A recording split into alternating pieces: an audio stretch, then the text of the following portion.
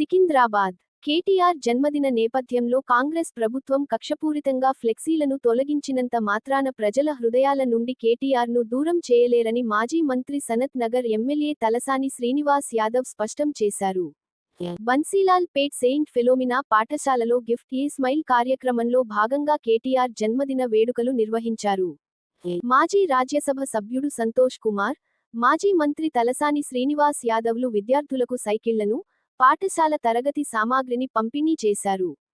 Municipal మంత్రిగా సేవలందించి హైదరాబాద్ నగరాన్ని అన్ని రంగాలలో అభివృద్ధి చేసిన ఘనత కేటీఆర్కు దక్కుతుందని అన్నారు.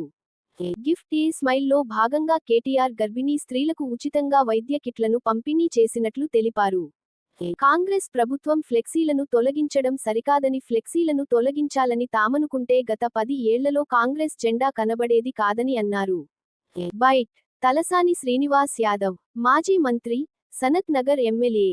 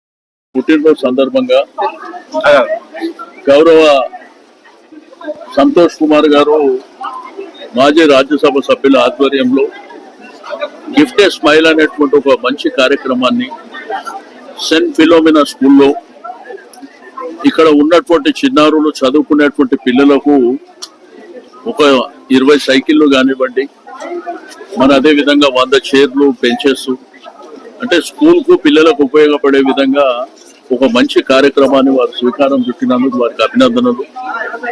కేటీఆర్ గారి గురించి ఈ రోజు తెలంగాణ రాష్ట్రమే కాదు, యావత్ దేశం ప్రపంచంలో కూడా తెలియని వారు ఉంటారు.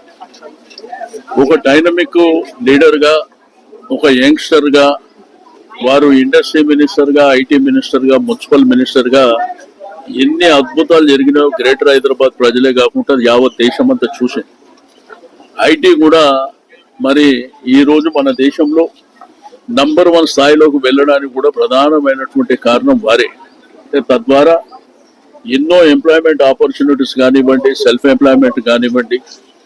రెండోది, హైదరాబాద్ సిటీలో అద్భుతమైనటువంటి విజయం, మీకు రోడ్డు కనెక్టివిటీ కావచ్చు, అదేవిధంగా ఫ్లైఓవర్స్ కావచ్చు, అండర్ పాస్లు కావచ్చు. రెండోది, బ్రహ్మాండమైనటువంటి పార్క్స్ కావచ్చు, వైకుంఠ ధామాలు కావచ్చు. వారి నాయకత్వంలో చాలా అద్భుతాలు చేశారు. ఆ భగవంతుడు వారికి 100 సంవత్సరాలు ఆయురారోగ్యాలు ఇచ్చి తప్పకుండా ప్రజాసేవలో నిమగ్నమై ఇంకా 100 సంవత్సరాల వరకు ఈ ప్రజలకు వారు సేవ చేస్తారని చెప్పి ఆశిస్తా ఉన్నాం. ఇటువంటి గొప్ప కార్యక్రమం